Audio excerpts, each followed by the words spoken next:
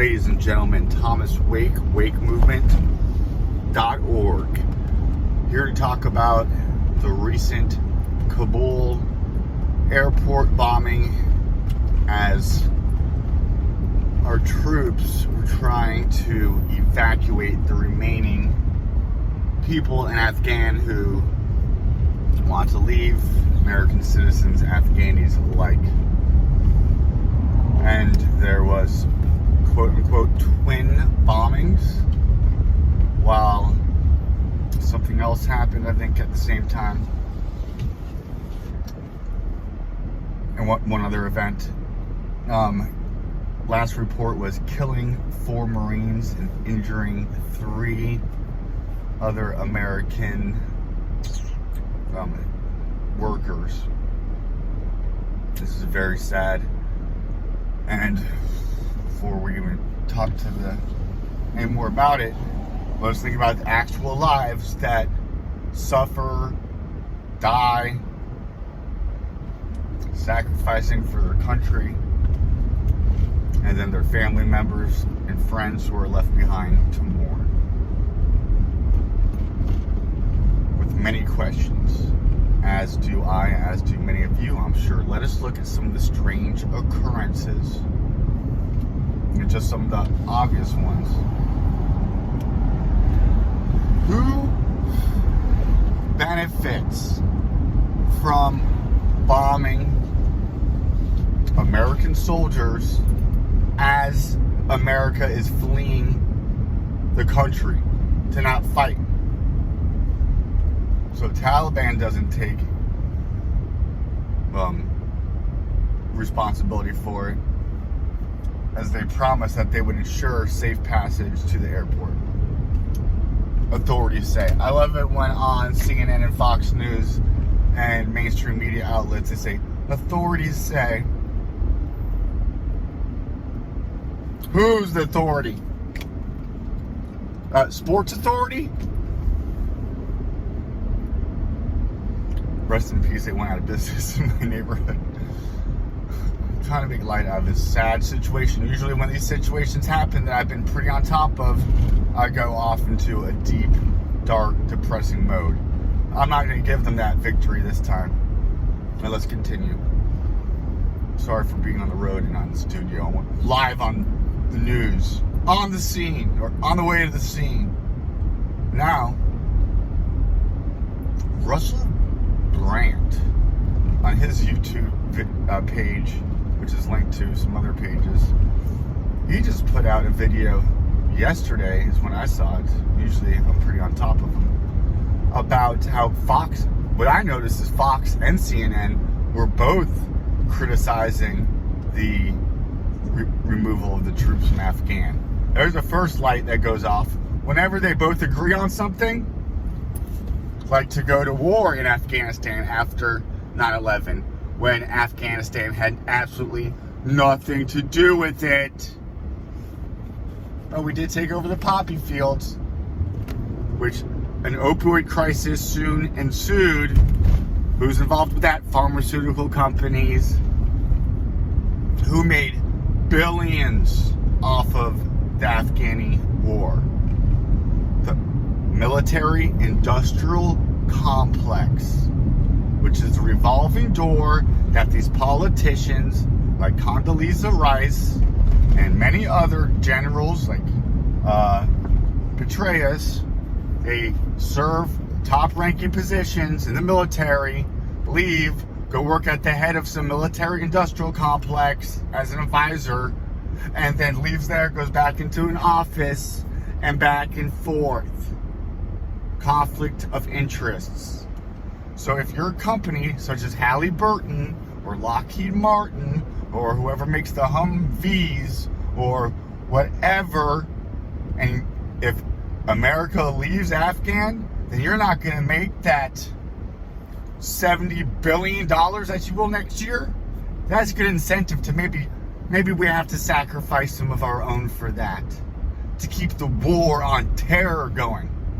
For the last 20 years, we were in Afghanistan, spent trillions of dollars. We can't put together a successful way to evacuate And we got warnings. Intel told us of a probable, likely, an imminent threat to the borders of the airport. And who comes up? ISIS. Oh, look, we haven't heard from ISIS for a while. They slip back into the scene so conveniently, where we have reports of America very instrumental in the formation of ISIL. I like to call them ISIS. Very well may stand for the Israel State Intelligence Services.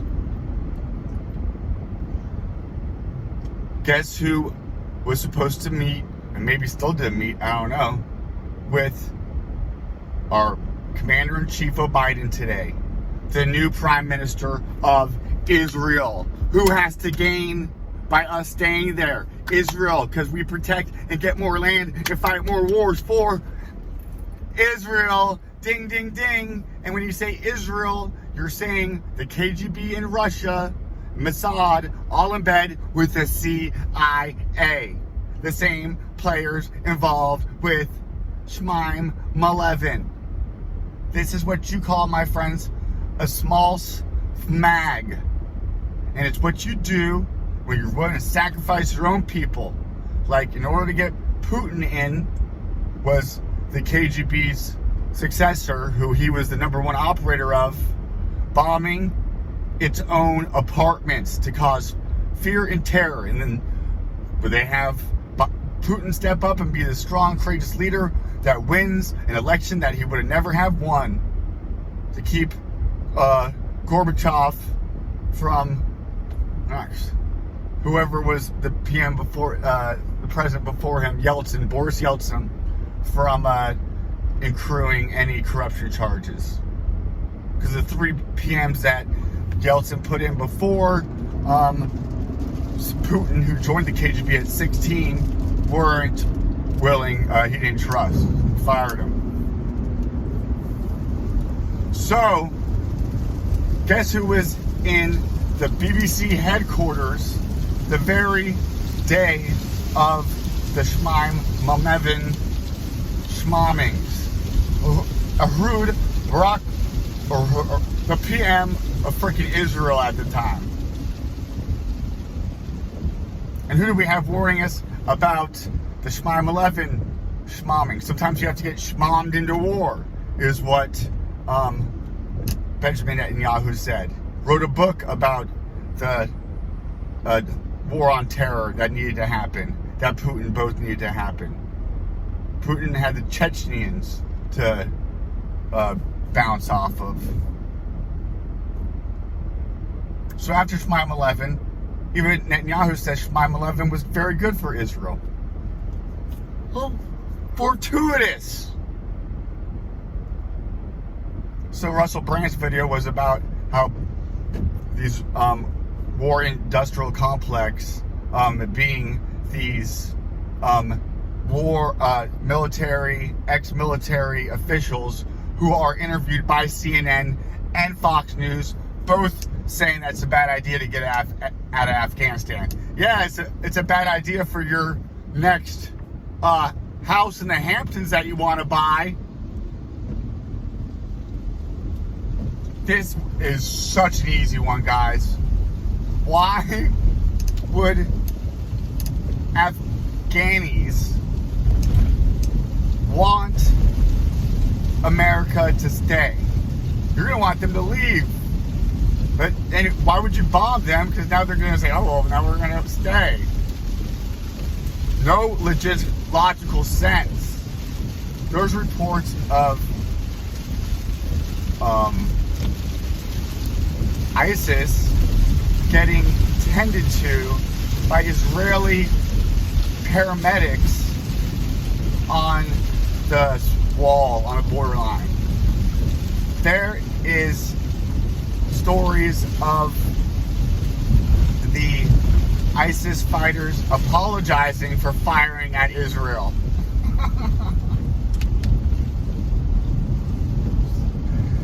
Israel is who they throw out to be their, Islamic terrorists bad.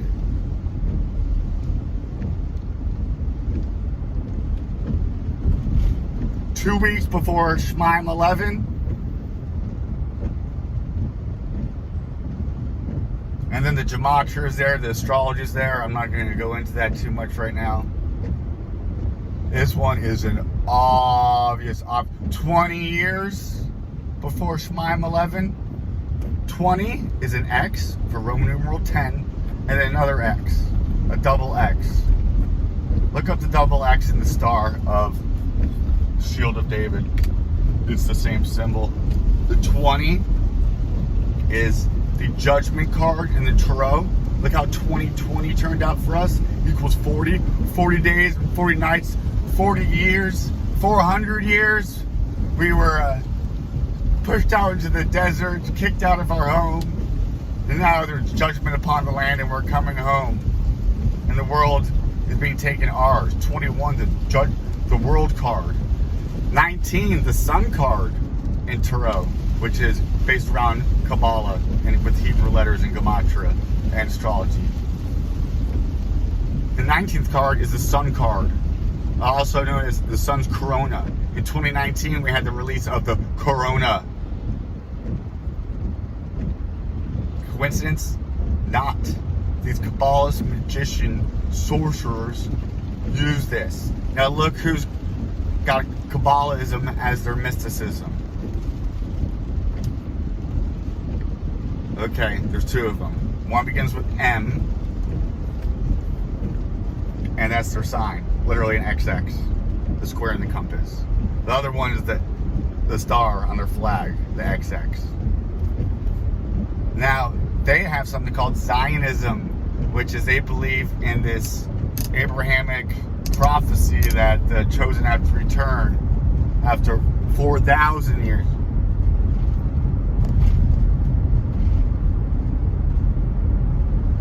So that's what this all is. It's them making this self-fulfilling prophecy. So that's how you get the CIA involved, is you have them in these secret societies that are their allegiances to the Zionist agenda. And you know who they have? Christian Zionists on board funding the whole thing. Because they think that the chosen need to return home so that the second coming will come. The first coming was a Jewish psyop anyways. Okay, well, I'm signing out now because I gotta get to work. Making these videos doesn't pay the bills. Go figure. Alright, and you know what? I'm breathing through this, and I'm not gonna go drink myself stupid, because that's just giving up and checking out. And I have a responsibility not to. Thomas Wake, wakemovement.org, signing out. Also check out the Aquarian.tv and the aquarianchurch.org. We gotta get spiritual up in this mother. Love you all.